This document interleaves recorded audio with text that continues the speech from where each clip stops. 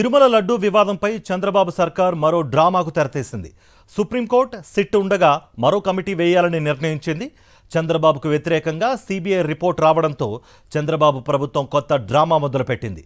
CBI చెప్పిన నిజాలను జీర్ణించుకోలేక కొత్త కమిటీ వేయడానికి ప్రభుత్వం నిర్ణయించింది. కోర్టు విచారణలో ఉన్న అంశంపై మరో విచారణ కమిటీ అంటూ హడావిడి చేస్తోంది.